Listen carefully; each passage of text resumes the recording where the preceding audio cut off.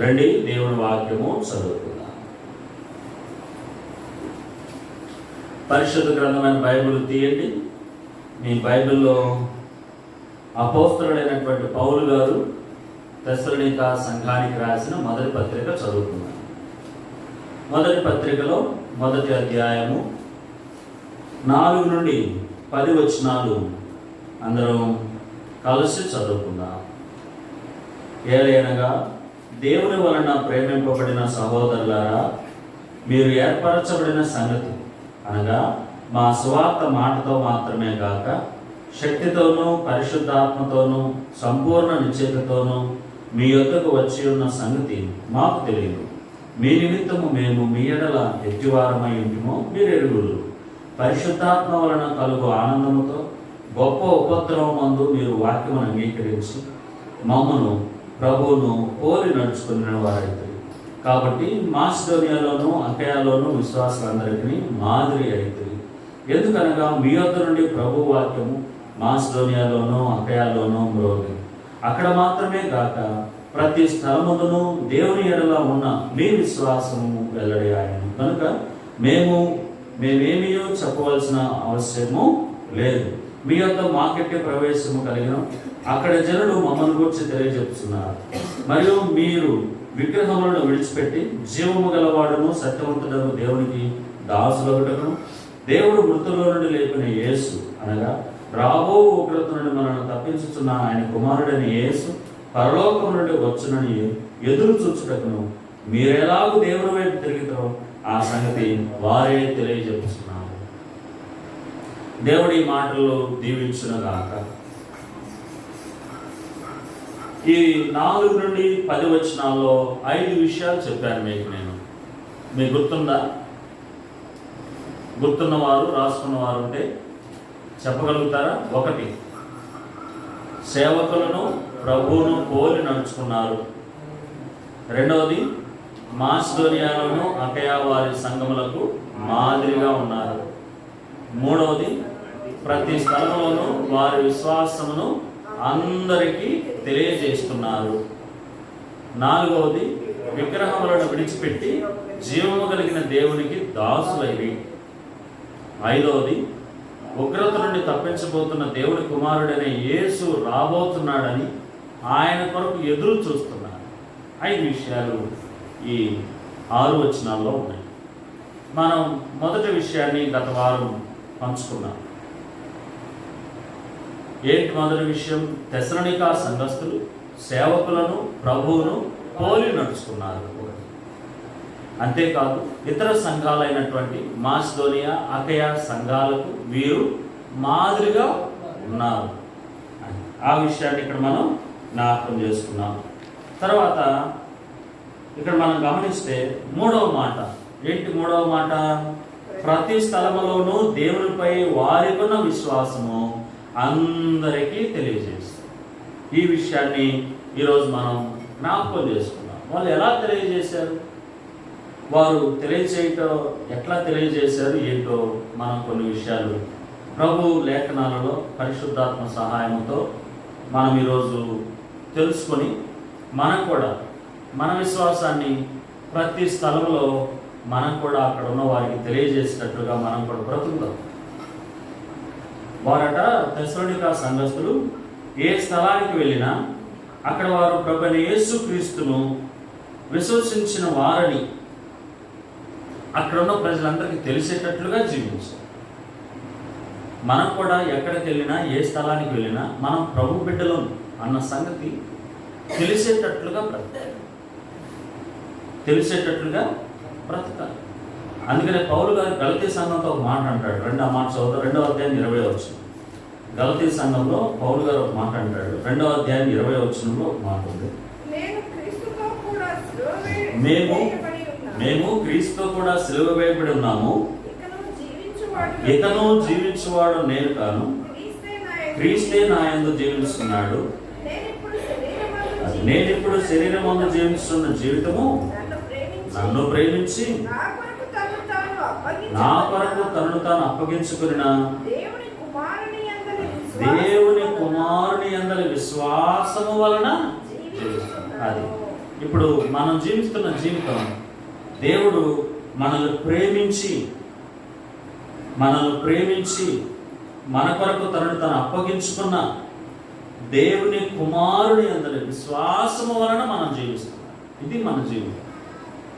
పాత జీవితం క్రీస్తులో సిలువలో పాత జీవితం ఏమైపోయింది? చచ్చిపోయింది. సిలువ అంటే మరణమే. సిలువ అంటే మరణం, చావు. కాబట్టి పాత జీవితం మంది సిలువలో ఏమైపోయింది తల్లి? చచ్చిపోయింది. కాబట్టి ఇప్పుడు మనం ఆ సజీవుడైన ఆ యేసుక్రీస్తు ప్రభువారి యొక్క విశ్వాసములో మనం జీవించాలి. అది మనం చేయాల్సింది. ఎలా జీవించారు? విశ్వాసమును ఎక్కడంటే అక్కడ వారు వెళ్ళిన ప్రతి చోట విశ్వాసంలో వారు ఏం చేశారు? అందరికీ తెలిసేటట్లుగా జీవించారు. వారికి అందరికి కనపరిచారు. పనికి పోతే పని దగ్గర, ఊరు వెళ్తే ఊరి దగ్గర, ప్రయాణం చేస్తుంటే బస్సులోనైనా కారులోనైనా ఆటోలోనైనా ఎక్కడంటే అక్కడ మనము దేవుడిని నమ్మిన వారము అన్న సంగతి ఇతరులు గ్రహించేటట్లుగా మన కట్టు బొట్టు నడవడి మాట ప్రవర్తన ఉండాలి. ఇంకోటి మన క్రియలు కూడా అలానే ఉండాలి. దాని కొరకు కొన్ని ఉదాహరణలు నేను మీతో చెప్తాను. దానియేలు గ్రంథంలోనే 3 విషయాలు చూపిస్తాను, మనం చూద్దాం. దానియేలు గ్రంథంలోకి వెళ్తే మనందరికీ తెలిసిన విషయమే. రండి, దానియేలు గ్రంథం మొదటి అధ్యాయము. దానియేలు గ్రంథం మొదటి అధ్యాయము మొదటి వచనంలోనే నేను చదువుతాను, మీరు వినండి. యోధా రాజుకు యెహోవాకీము ఏలుబడిలో 3వ సంవత్సరమున బబులోను రాజుకు నెబుకద్నెజరు యెరూషలేము మీదకి వచ్చి దాన్ని ముట్టడి వేయగా ప్రభు యోధా రాజుకు యెహోవాకీమును దేవుని మందిరములోని శేషించిన ఉపకరణమును ఆ రాజు చేతికి అప్పగించాడు. బబులోను రాజు యోధా దేశం మీదకి వెళ్ళాడు. ఆ దేశాన్ని పట్టుకున్నాడు, జయించాడు. మన యూదులందరూ ఓడిపోయారు. అది దేవుడే వారికి అప్పగించాడు, దేవుడే వాడగొట్టాడు. నెబుకద్నెజరుకి వీళ్ళందరిని అప్పగించాడు. ఆ నెబుకద్నెజరు 2 పనులు చేశాడు. ఒకటి, దేవుని ఉపకరణములన్నీ తీసుకెళ్ళి వారి దేశంలో వారి దేవతల గుడిలో పెట్టుకున్నాడు. రెండవది, ఏమని ఆజ్ఞ ఇచ్చాడు? 3-4 వచనాలు చూస్తాం. రాజు అప్షనజు అను తన నపుంసకుల అధిపతిని పిలిపించి అతనికి ఇలాగా ఆజ్ఞాపించను. ఇశ్రాయేలు రాజవంశంలో ముఖ్యులై లోపము లేని సౌందర్యమును సకల విద్యా ప్రవీణతయు జ్ఞానమును కలిగి తత్వ జ్ఞానమును తెలియజేయువారై రాజనగర యందు నిలువదగిన కొందరు బాలులను రప్పించు. వాళ్ళలో యూదుల్లో నుండి ఇలాంటి మంచి లక్షణాలున్న పిల్లలు కొంతమందిని తీసుకొచ్చి వారిని నా నగరంలో పెట్టు, వారికి మన కల్దీలు విద్య నేర్పించు, వారి జ్ఞానాన్ని మన దేశానికి ఉపయోగించుకుందాం, వారి ద్వారా మన దేశాన్ని మనం అభివృద్ధి చేసుకుందాం అని చెప్పాడు. వారిలో 4 ఉన్నారు జ్ఞానుల్లో. యూదుల్లో నుంచి వచ్చిన వారు 4. మరి చాలామంది ఉన్నారో లేదు తెలియదు, కానీ 4 పేర్లు అయితే ఇక్కడ బైబిల్లో రాసిపడ్డాయి. ఎవరి పేరు వారంటే మొదటిది దానియేలు. అక్కడ చూడండి ఎవరెవరు. 6వ వచనం, యూదుల్లో నుండి దానియేలు, హనన్య, మిషాయేలు, అజర్యా అనువారు వీరిలో ఉండేవి. వీరు జ్ఞానం కలిగిన వారు, సౌందర్యం కలిగిన వారు, తెలివి కలిగిన వారు, సకల విద్యలు కలిగిన వారు కదా. వీరు ఇక తత్వజ్ఞానమును కలిగిన వారు.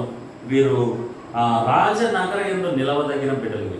వీళ్ళని తీసుకొచ్చి రాజుగారు అక్కడ పెట్టుకున్నారు. అక్కడ ఉంచితే ఇప్పుడు వీరందరికీ రాజుగారు తినే భోజనం వీళ్ళకి పెట్టాలి. ఏ భోజనం? రాజుగారు తినే భోజనం వీళ్ళకి పెట్టాలి. అప్పుడు వీరు తినాలి, వీరు పుష్టిగా ఉండాలి. రాజుగారు త్రాగే ద్రాక్షరసం, మందు తాగాలి వీళ్ళు కూడా. వీళ్ళు అన్ని విషయాలు బలంగా ఉండాలి, అది చెప్పారు. అప్పుడు ఈ పిల్లలు ఈ 4 ఏం చేశారనంటే, అయ్యా మేము సజీవుడైన దేవుని బిడ్డలు, మేము రాజుగారి విందు, రాజుగారి భోజనం, రాజుగారి దగ్గర నుంచి వచ్చే ద్రాక్షరసం మేము పానీయము మేము చేయము. ఎందుకంటే అవి మేము పానము చేసి అవి మేము తిని మమ్మల్ని మేము అపవిత్రపరచుకోలేము అని చెప్పి ఆ నపుంసకుడును, వారి మీద అధికారిగా ఉన్న నపుంసకుడిని అడిగి తన విశ్వాసాన్ని బయటపెట్టాడు. మేము తినం, మేము దేవుని బిడ్డలం. అర్థమవుతుందా? ఆయన చెప్పకపోయినట్లయితే, దానియేలు వారు చెప్పకపోతే అక్కడ ఉన్నటువంటి వారందరికీ, ఆ అన్య దేశ ప్రజలకి, ఆ దేవుడే తెలియని ఆ ప్రజలకి దేవుడి గురించి తెలుస్తుందా? చెప్పరు, తెలియదు. అయితే వీరు వారి విశ్వాసాన్ని దాచిపెట్టుకోలేదు. అమ్మో రాజుగారి దగ్గరికి వచ్చాం, అమ్మో ఆయనకు పెట్టింది తెలియకపోతే చంపుతాడని వీళ్ళు భయపడలేదు. మా విశ్వాసాన్ని మేము ఇక్కడ తెలియచేయాలి అంటే భోజన పానీయాల దగ్గర కూడా ద్వారా అపవిత్రుడు కాకుండా, వాటిని పుచ్చుకొనకుండా సెలవివ్వని నపుంసకుల అధిపతిని వేడుకొని వారి విశ్వాసాన్ని నపుంసకుల అధిపతికి తెలియజేశారు. కాబట్టి మనం కూడా భోజనం దగ్గర కూడా, బయటికి ఎక్కడికి వెళ్ళినా, తినే విషయంలోనైనా త్రాగే విషయంలోనైనా మనం విశ్వాసులమని వాళ్ళకి చెప్పి తెలియజేసి, అయ్యా మేము తినము, మేము త్రాగము, విగ్రహార్పితమైనది ఏది మేము తినకూడదు, అయ్యా మేము విశ్వాసులము అని మన విశ్వాసాన్ని వారు తెలిసేటట్టుగా చెప్పాలి. మనం తినేసామనుకో వారేదో అనుకుంటారని, వారేదో బాధపడతారని, వారు మనల్ని దూరం చేస్తారని మనం ఏదో భయపడి వారి దగ్గరికి చెప్పకుండా మన విశ్వాసాన్ని దాచిపెట్టుకొని మనం తిన్నామనుకో అపవిత్రులమైపోతాం. ఏ అపవిత్రత అయితే మనలో ఉండకూడదని తండ్రి అయిన దేవుడు ఆలోచన చేసి తన కుమారుడైన యేసు ప్రభువుని మన అపవిత్రత తీసేయడానికి సిలువకు అప్పగించాడు. ఆ ప్రియకుమారుడైన యేసు ప్రభు వారి యొక్క ప్రత్యక్షమైన రక్తము మన అపవిత్రతను కడిగి పవిత్రపరిచింది. రక్తముతో కడిగి పవిత్రపరిస్తే మరలా తినకూడని తిని మరలా ఎందుకు అపవిత్రం చేసుకోవాలి? కాబట్టి తినే విషయంలో వారు జాగ్రత్త పడి మేము విశ్వాసులమని వారి విశ్వాసాన్ని అక్కడ కనపరిచారు. అందుకని కీర్తన గ్రంథం 123:5 ఒక మాట దావీదు గారు అంటారు. కీర్తన గ్రంథము 23వ అధ్యాయం 5వ వచనంలో ఒక మాట ఉంది. ఊదినప్పుడు, స్వరమండలాలు ఊదినప్పుడు మీరందరూ ఇక బొమ్మకు అందరూ సాష్టాంగ నమస్కారం చేయాలి. దేనికి చేయాలి? అందరూ బొమ్మకి ఏం చేయాలంట? అందరూ సాష్టాంగ నమస్కారం చేయాల్సిందే. చేయకపోతే ఏంటంట? 6వ వచనం, సాగిలపడి నమస్కరింపిన వాడెవడో వాడు మండుచున్న అగ్నిగుండంలో పడవేయబడతాడు. వాడేం చేయాలి? ఇప్పుడు మండుచున్న అగ్నిగుండంలో పడవేయబడతారు. సాష్టాంగ పడాలి. ఆ యొక్క విగ్రహ ప్రతిష్ఠ జరుగుతుంది. దేశంలో నలుమూల నుంచి ప్రజలందరినీ రాజుగారు నడిపించాడు. పెద్ద మైదానం స్థలం అది. అక్కడ అందరినీ సమకూర్చాడు. ఇక ఆ సమయం వచ్చినప్పుడు, వాయిద్యాలు వాయించినప్పుడు, బూరలు ఊదినప్పుడు అది అందరూ నమస్కారం చేయాల్సిన సమయము అన్నప్పుడు గుర్తు చేసుకొని అందరూ నమస్కారం చేయాలి. నమస్కారం ఎవడైతే చేయడో రాజు ఆజ్ఞను గౌరవించలేదు కాబట్టి, మా దేవతను గౌరవించలేదు కాబట్టి వారిని తీసుకెళ్లి అగ్నిగుండంలో వేస్తామని ఆజ్ఞ జారీ చేసేసారు. 12వ వచనం చూడండి.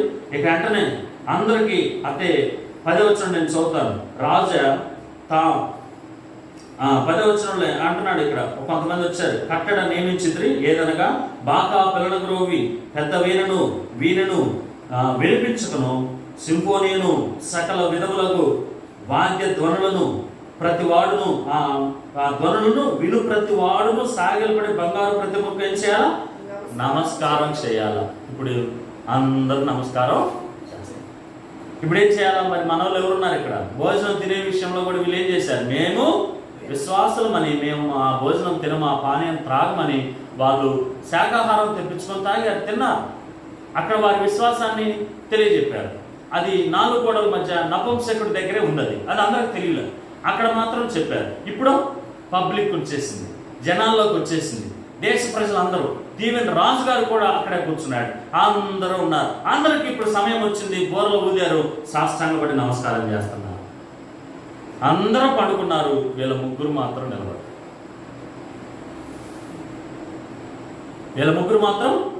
నిలబడ్డారు. ఇప్పుడు చూడండి 12వ వచనం.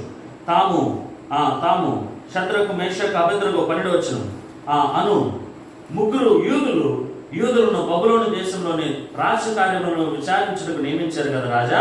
ఆ మనుషులు తమరి ఆజ్ఞకు లక్ష్య పెట్టలేదు, తమరి దేవతలను పూజించటలేదు, తమరి నిలువబెట్టించిన బంగారు ప్రతిమకు నమస్కరించడం లేదు అని కొందరు పోయి ఆ రాజుగారికి చెప్పేశారు. రాజుగారు పిలిపించాడు, ఎందుకబ్బాయి మీరు నా ప్రతిమకు నా దేవతకు ఎందుకు మీరు మొక్కలేదు అని అంటే వాళ్ళు అన్నారు, రాజా ఏంటి చదువు వాక్యం చదువు ఎక్కడ చదువుతావు? 16వ వచనం చదువమ్మా. 16 చదువు.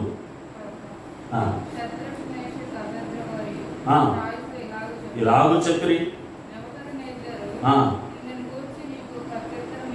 నెబుకద్నెజరు ఇందును గురించి నీకు ప్రత్యుత్తరం ఇవ్వాల్సిన అవసరం లేదు, అలాంటి చింత మాకు లేదు.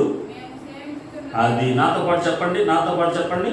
మేము సేవించుచున్న దేవుడు మండుచున్న వేడిమి గల ఈ అగ్నిగుండములో నుండి మమ్మల్ని తప్పించి రక్షించుటకు సమర్థుడు, మరియు నీ వశమున పడకుండా ఆయన మమ్మను రక్షించును.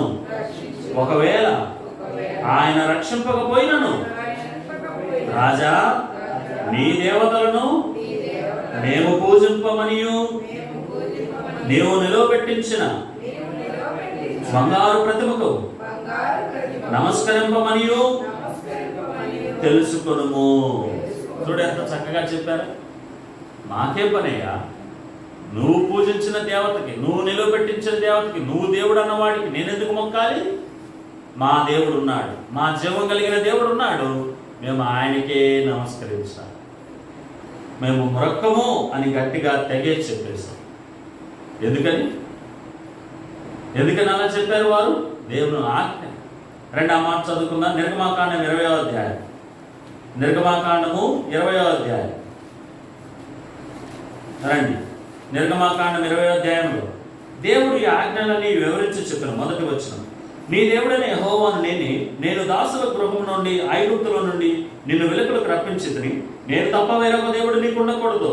పైన ఆకాశం అందే కానీ, క్రింద భూమి అందే కానీ, భూమి కింద నేల అందే కానీ ఉండు దేని రూపమును నయనను విగ్రహమునైనను చేసుకొనకూడదు, వాటికి సాగిలపడకూడదు. మనకున్న ఆజ్ఞమైంది.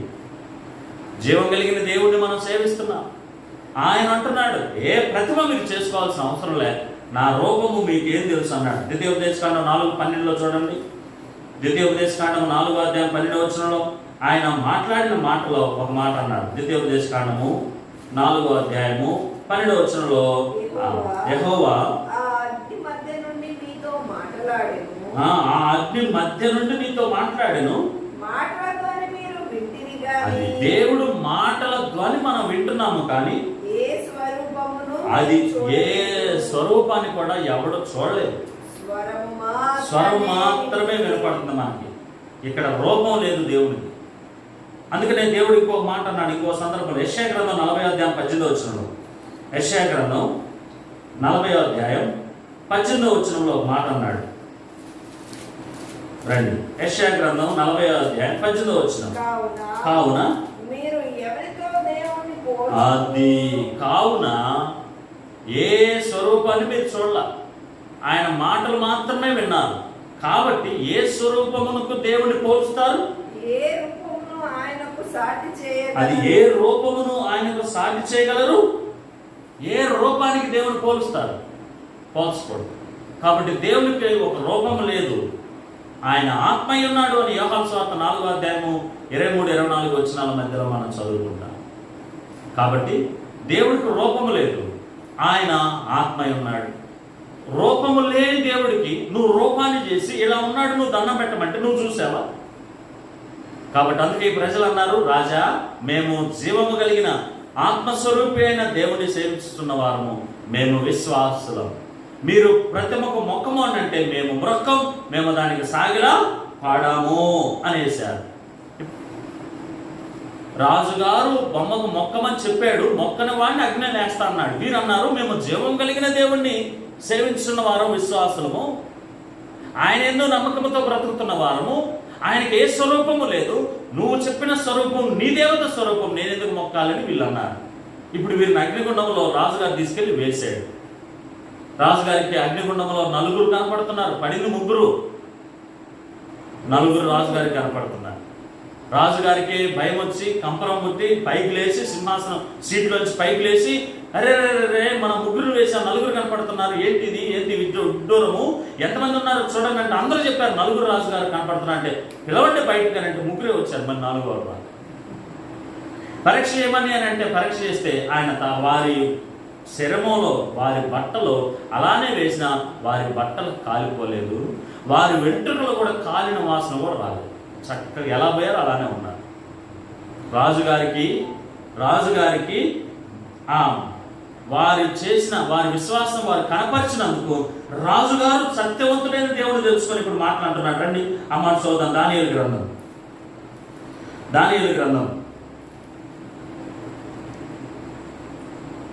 దానియేలు గ్రంథము 3వ అధ్యాయము 25వ వచనం. అందుకు రాజు, నేను చదువుతాను మీరు వినండి జాగ్రత్తగా. అందుకు రాజు, నేను 4 మనుషులు బంధకములు లేక అగ్నిలో సంచరించు చూస్తున్నాను, వారికి హాని ఏమీ కలగలేదు, 4వ వాని రూపము దేవదూతల రూపమును బోలినదని వారికి ప్రత్యుత్తరం ఇచ్చెను. అంతటా ఎన్నో వచనము 28 నుంచి చదువుతాను చూడండి. నెబుకద్నెజరు షద్రకు మేషాకు అబేద్నెగోను వీరి దేవుడు పూజార్హుడు. వారిని రక్షించింది ఎవరు? జీవం కలిగిన దేవుడా? ఈ బొమ్మ రక్షించిందా? జీవం కలిగిన దేవుడు. అప్పుడు ఈ నెబుకద్నెజరుకు అప్పుడు ఆలోచన వచ్చింది, అమ్మో ఈ బొమ్మ దేవుడు కాదు, ఈ బొమ్మను నేను ప్రతిమను దేవుడు అనుకున్నాను, నేను నిలబెట్టాను, నేను తయారు చేయించాను, ఇది బొమ్మే దేవుడు కాదురా అని అనుకొని అప్పుడు షద్రకు మేషకు అబేద్నెగోల నిజమైన దేవుడు ఆయన అని నెబుకద్నెజరు అంటున్నాడు. షద్రకు మేషకు అబేద్నెగోలు వీరి దేవుడు పూజార్హుడు, ఆయన తన దూత నంపి తను ఆశ్రయించిన దాసులను రక్షించెను. వారు తమ దేవునికి కాక, చూడండి ఎంత బాగుందో, వారు తమ దేవునికి కాక మరి ఏ దేవునికి నమస్కరింపకయు ఏ దేవుని సేవింపకయు ఉండుమని తమ దేహములను అప్పగించి రాజు యొక్క ఆజ్ఞ వ్యర్థపరిచిరి. కాగా నేను ఒక శాస్త్రము నియమించున్నాను, అదేమనగా ఏంటంటే ఈ విధముగా రక్షించుటకు సమర్థులకు దేవుడు కాక మరి ఏ దేవుడునూ లేడు. కాగా ఏ జనులలో గాని రాష్ట్రంలో గాని ఏ భాష మాట్లాడు వారిలో గాని షద్రకు మేషకు అబేద్నెగో అను వారి దేవుని ఎవడు దూషించునో వాడు తుత్తునీయులుగా చేయబడును, వాని ఇల్లు ఎల్లప్పుడూ పెంట కుప్పగా ఉండును. ఎవరి దేవుడు అని ప్రపంచాన్ని ఆయన దేశానికి చెప్పుకున్నాడు. ఈ బిడ్డలు ఈ ముగ్గురు ఉన్నారు చూసారా, వీరి దేవుడే మన దేశానికి కూడా దేవుడు అని ప్రకటించేసి ఒక విశ్వాసము నువ్వు ఎక్కడైతే తెలియజేసి నిలబడతావో అక్కడ ప్రజలు నిజదేవుని తెలుసుకోవడానికి అవకాశం ఉంది. ఇక్కడ చూడండి, విగ్రహంను పూజించమని చెప్పారు. నిజ దేవుడైన జీవము కలిగిన ఒకే ఒక్క దేవుడైన యెహోవాను తప్ప మరి ఇతర దేవతలకి వారు అట్లాంటి ప్రతిమలకు కానీ నమస్కారము చేయమని చెప్పి వారి విశ్వాసమును అన్యజనులందరికీ తెలియజేశారు. తద్వారా ఏమైపోయింది, నిజదేవుడు ఎవరో రాజుగారికి కూడా దేశాన్ని అంతటికి ప్రజలందరికీ ఏమైపోయింది తెలిసింది. ఆ విషయాన్ని మనం జ్ఞాపకం చేసుకుంటాం. మరొక మాట చూడండి, 3వ సందర్భాన్ని కూడా మీకు నేను చూపిస్తాను త్వరగా. దానియేలు ఇంకో సందర్భం వచ్చింది. అక్కడ 6వ అధ్యాయానికి రండి. దర్యావేషణ 6వ అధ్యాయంలో రాజు కనపడతారు. దర్యావేష్ గారే 6వ అధ్యాయం. రాజుగారు ఇంకో పని ఏం చేశాడని అంటే, ఇతను కొంతమంది సలహాల మేరకు రాజుగారు ఒక 30 రోజులు దేశంలో ఎవరికి ఏ బాధ వచ్చినా మీకే వచ్చి చెప్పాలి. వారి దేవతలకు కానీ వారి దేవులకు కానీ ఎవరు చెప్పుకోకూడదు. ఎవరు చెప్పాలా? మీకే చెప్పాలి. రాజుగారు మీకే చెప్పాలి. మీకు ఎవరైనా చెప్పకుండా వారి దేవతలకు ప్రార్థనలు కానీ పూజలు కానీ చేసినట్టు కనపడితే వారిని సింహాల్లో బోల్నేస్తామని ఆజ్ఞ ఇయ్యండి అన్నారు. ఈయన సరే అన్నాడు, ఆజ్ఞ ఇచ్చేశారు. అందరూ ఏదైనా బాధలు ఉంటే నాకే చెప్పండి. ఎన్ని రోజులు? నెల రోజులు నాకే చెప్పాలి. ఎవరు వారి దేవతలకు మీరు ఎక్కడ ప్రార్థనలు కానీ పూజలు కానీ ఏం కానీ చేయరు. ఆ మాట ఇచ్చారు, ఆజ్ఞ ఇచ్చారు. శాసనం వచ్చింది. అది కనుక అతిక్రమిస్తే ఎక్కడేస్తారు? ఇప్పుడు సింహాల బోన్లో. ఇప్పుడు ఇందాకేమో అగ్ని వాళ్ళని, ఇప్పుడు ఏనేమో సింహాల గృహలో వేసేస్తాడు, సింహాలు పీకి తినేస్తాడు. అదే ఈ పరిస్థితి వచ్చేసింది. ఈ విషయం తెలిసిన తర్వాత దానియేలు తెలిసి కూడా, ఏమమ్మా, తెలిసి కూడా ప్రార్థన చేయాలి. అవసరత నిమిత్తం ప్రతిరోజు ఎవరు ప్రార్థన చేయాలా? మనం జీవం కలిగిన దేవుడికి చెప్పుకోవాలి, మనుషులకు చెప్పుకో. ఏమక్క వింటున్నావా తల్లి? ఇప్పుడు ఈ దానియేలు పోయి మేడగదిలోకి పోయి యథావిధిగా ఎప్పటిలాగే శాసనం ఉందని తెలిసి కూడా పోయి తలుపులు తీసి యెరూషలేము తట్టు ప్రార్థన చేస్తూ చేతులెత్తి ప్రార్థన చేస్తారు. ఇది ప్రజలు చూశారు. రాజుగారి దగ్గరికి వెళ్ళి చెప్పారు, రాజుగారు మీరు ఇచ్చిన ఆజ్ఞను తిరస్కరించాడు, ఇతను తీసుకెళ్ళి బోన్లో వేయండి అన్నారు. తీసుకెళ్లారు, బోన్లో వేసేసారు. సింహాల బోన్లో గృహలో వేశారు. గృహలో సింహాలు అతన్ని తినేసాయని అందరూ అనుకున్నారు. కానీ రాజుగారు మాత్రం తెల్లారి పొద్దున గృహ దగ్గరికి పోయి, దావీదు, నిరంతరము నువ్వు సేవించుతున్న దేవుడు నిన్ను రక్షించనా అని అడిగితే లోపల దావీదు అంటున్నాడు, దానియేలు అంటున్నాడు, లోపల దానియేలు అంటున్నాడు, రాజా నేను మీ దృష్టికిని దేవుని దృష్టికిని యథార్థవంతుడును.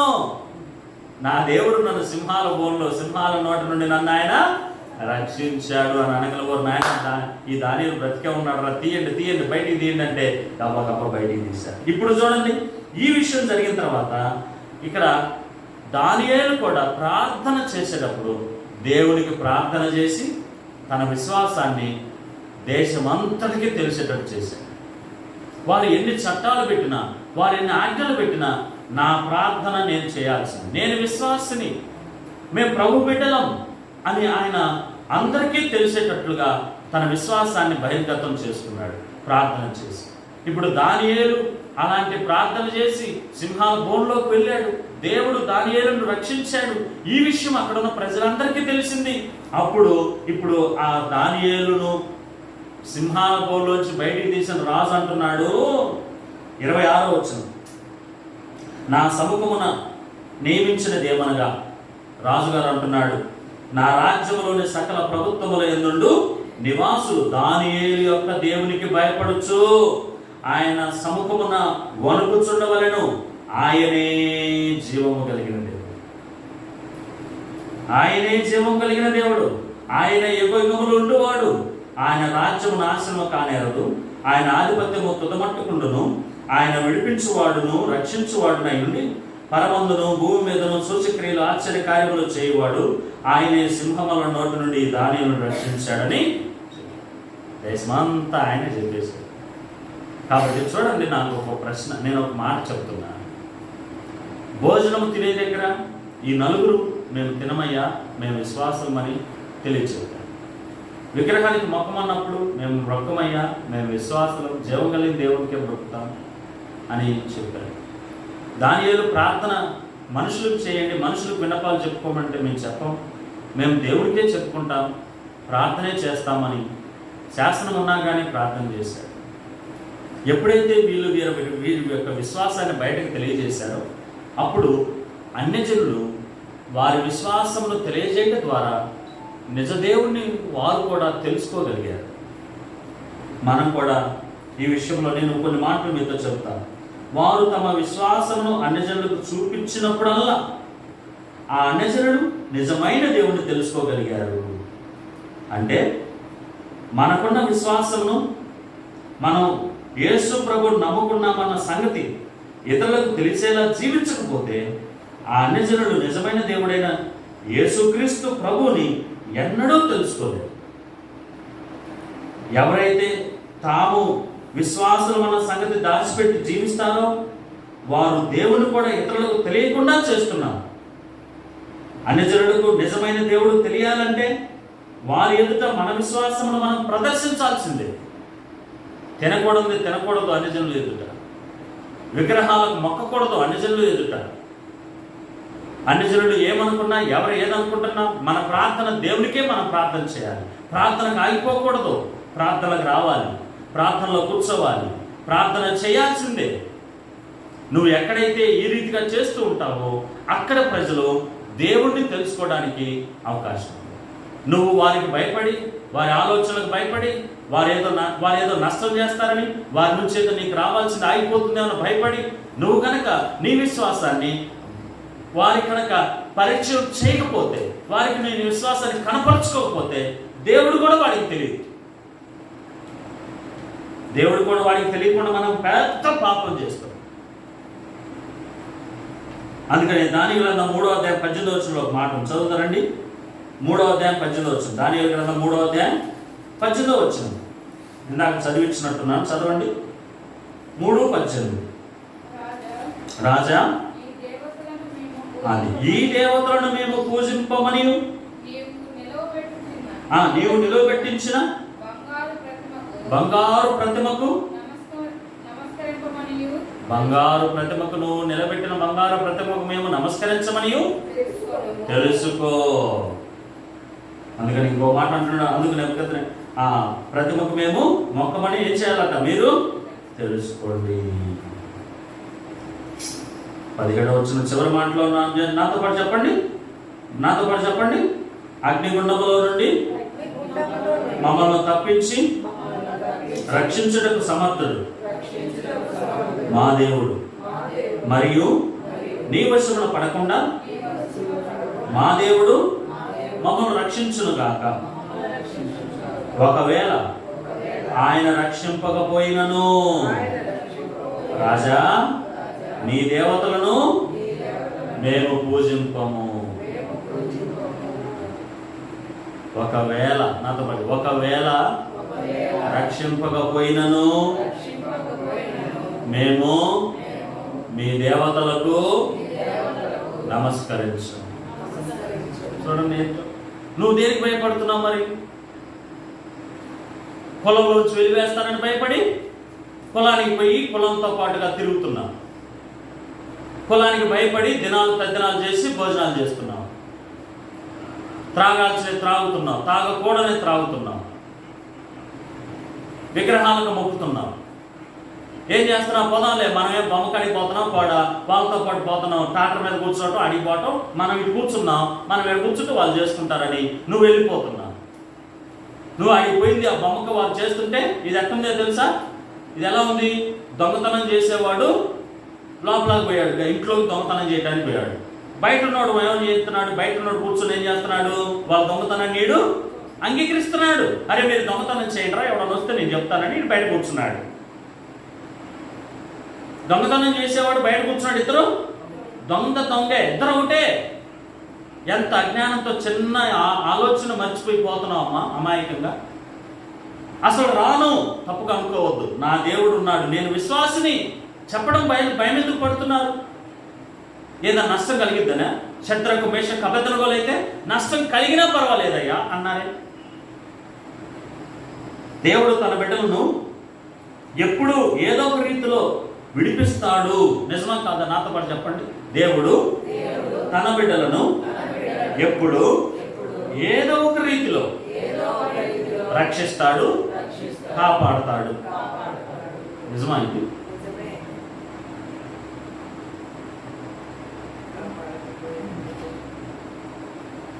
పొరపాటు, నిజంగా నిజం కాదు. ఆయన కాపాడగలడు అంటే అవును, ఆయన కాపాడగలడు. నేను ఒక మాట చెప్తాను, మీరు జాగ్రత్తగా మనసులో పెట్టుకొని రాసుకోండి. తన కోసం ప్రాణాలు ధారపోయాలని కొందరిని కోరుకుంటాడు దేవుడు. తన కోసం ప్రాణాలు ఇవ్వాలని కొంతమందిని ఎన్నుకుంటాడు దేవుడు, వాళ్ళని కాపాడు. శద్రకు మేషకు అబేద్నెగోలు తన కొరకు ప్రాణం పెట్టాలని దేవుడు కోరుకోలేదు. అందుకని అగ్నిగుండంలో వేసినా వారిని నేను చంపదలుచుకోలేదు, వాళ్ళని నిలబెట్టాలనుకున్నాడు. అర్థమవుతుందా? యాకోబు అని ఒక ఆయన ఉన్నాడు, యేసు ప్రభు వారి శిష్యుల్లో ఒక అతను ఉన్నాడు. ఆ దినాల్లో హేరోద్ అని ఒక అతను ఉన్నాడు, గవర్నర్. ఆయన యూదులను సంతోషపెట్టడానికి దేవుని బిడ్డైన యాకోబుని తీసుకొచ్చి అందరి ఎదుట తల నరికి చంపేశాడు. దేవుని బిడ్డ ఎవరు? యాకోబు. కానీ దేవుడు యాకోబుని తన పక్షాన చావడానికి దేవుడు యాకోబుని ఎన్నుకున్నాడు. కాబట్టి అన్ని విషయాల్లో దేవుడు ఏదో ఒక విధంగా అన్ని సమయాల్లో రక్షిస్తాడు అని అనుకోవటం పొరపాటు. ప్రభు చిత్తం ఏంటో మనకి తెలియదు. నేను ఈ విషయంలో చనిపోవాలని దేవుని కొరకు ఏర్పాటైతే నేను అదే జరగాలని కోరుకోవాలి. నన్ను రక్షించు ప్రభా, నన్ను రక్షించు ప్రభా. తప్పుగా మాట్లాడద్దు దేవుడి దగ్గర, తప్పుగా మాట్లాడద్దు. ఒక వ్యక్తి విషయంలో ఆయన దేన్ని నిర్ణయిస్తే, ఒక వ్యక్తి విషయంలో దేవుడు దేన్ని నిర్ణయిస్తే అది జరుగుట ఆ వ్యక్తికి మంచిది, అది జరగటం ఆ వ్యక్తికి మంచిది. కాబట్టి నువ్వు నేను కూడా దేవుడి ఏర్పాటు ఏంటో మన విషయంలో అది జరగాలి. ప్రభు రక్షించాలని చూస్తే రక్షిస్తాడు, లేదు కాలిపోవాలంటే మనం కాలిపోవాల్సిందే. అది దేవుని ఏర్పాటు. మన భారతదేశంలోనే నార్త్లో ఇతర దేశాల నుంచి ఒక ఆయన స్వార్థ చేయడానికి వచ్చాడు. ఆయనకు 3 పిల్లలు, భార్య భర్త, మొత్తం 5 వచ్చారు. ఆయన ఒక సందర్భంలో ఆయన భార్య పిల్లలు అందరూ కలిసి కారులో ఊరు వెళ్ళాలని అనుకున్నారు. భార్య ఇంట్లో ఉన్నట్టుగా ఉంది. ఆయన 3 పిల్లలు కారులోకి ఎక్కారు. వెంటనే ఆయన సువార్త చేయటం నచ్చని కొంతమంది అన్ని జనులు ఆ కారులో పెట్రోల్ పోసి కారు మీద నిప్పంటించేసి కాల్చేశారు. భార్య వచ్చేసరికి కాలిపోతుంది. లోపల భర్త 3 పిల్లలు కేకలు పెట్టి కాలిపోతున్నారు, చచ్చిపోయారు. ఎవడు రక్షించలేదు. దేవుడు కూడా అనుమతించాడు, దేవుడు కూడా రక్షించలే, వారిని బ్రతికించలే దేవుడు. కానీ దేవుడు వారిని ఏం చేశాడు చెప్పండి? హత సాక్షులై కాలిపోవటానికి దేవుడు అక్కడ అనుమతించాడు. వారు చచ్చిపోయారు. చచ్చిపోతే ఆడిపోయారు. రేపు నువ్వు కూడా చచ్చిపోతే ఆడిపోతావు. అదేదో దేవుడి కొరకు చావాలంటే దేవుడు నిర్ణయిస్తే చావడానికే.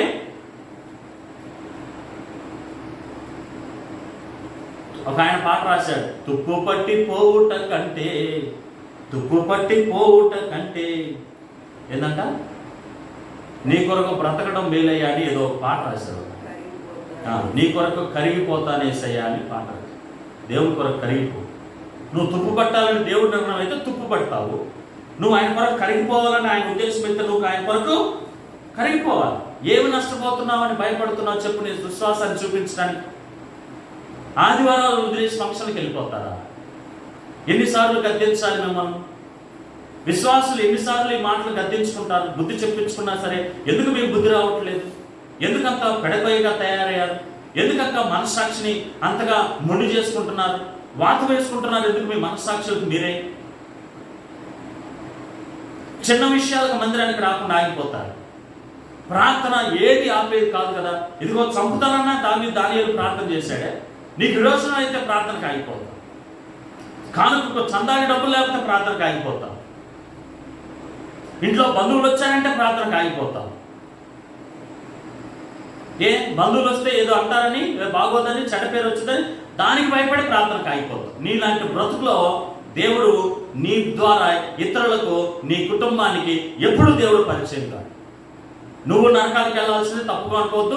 ఇలాంటి వారు అందరు నరకానికి వెళ్తారు. వీరు ఎవరికైతే భయపడిపోయి వారిని దేవుడికి వారి విశ్వాసాన్ని వారికి చూపించలేదో వారు కూడా నరకానికి వెళ్తారు. దేవుని గద్దింపును ఒకసారి జ్ఞాపకం చేసుకో. తెస్సలోనిక సంఘస్థులు ఏ స్థలంలోనికి వెళ్ళినా వారి విశ్వాసాన్ని అక్కడున్న ప్రజలకు ఈ రీతిగా తెలియజేశారు. నష్టపోయినా పర్వాలేదు, మేము మాత్రం దేవుని మా విశ్వాసాన్ని మేము అక్కడ తెలియచేయాలి. తెలియజేయడం ద్వారా లాభం ఏంటి? గట్టిగా చెప్పండి అందరు మీరే.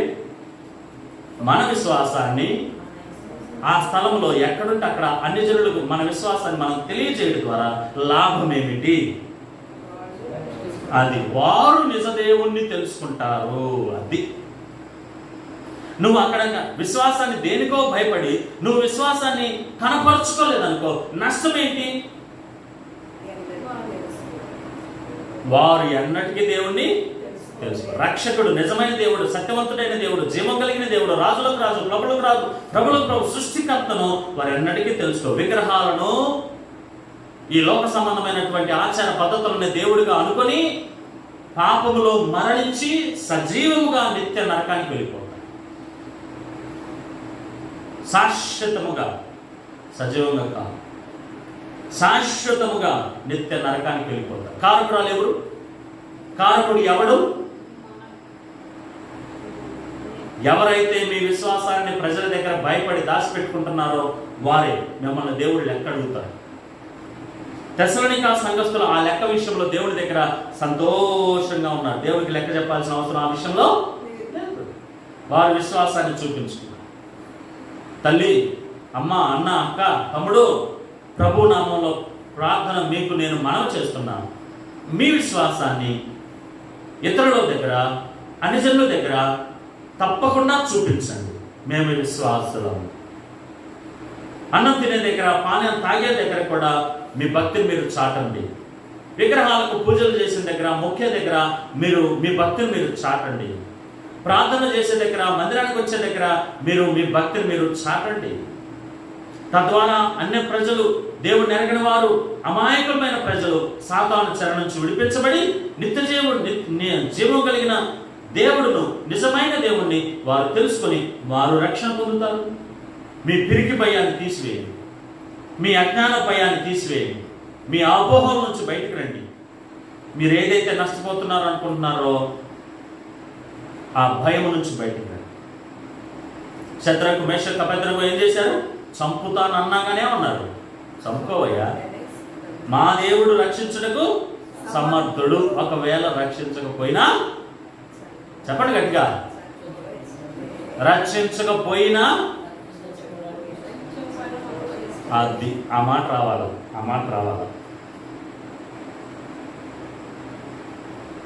నష్టపోవడానికైనా ఇష్టమైన అబ్బాయి, ఇంట్లోంచి బయటపడడానికి కూడా ఇష్టం, తిండి లేకుండా చావడానికి కూడా, దెబ్బలు తినడానికి కూడా నా దేవుడికి అదే ఇష్టమైంటే, ఆయన నాకు అదే రాసి పెట్టుంటే, నా బ్రతుకు అలానే ఉండాలని దేవుడు చిత్తమై ఉంటే, ఆయన రాసిన దారిలో నేను నడుస్తాను. ఆయన గీత గీసిన గీతలో నేను నడుస్తాను. నాకు ఆయనే చూసుకుంటాను. అదండి, ఇది భక్తి పారవశ్యం. తెస్సలోనిక సంఘస్థుల వలె మనం కూడా ప్రతి స్థలంలో దేవుని పేరు అనుకున్న విశ్వాసాన్ని అందరికీ తెలియచేద్దాం. అనేకులను దేవుడు వైపు నడుపుతాం. Praise the lord.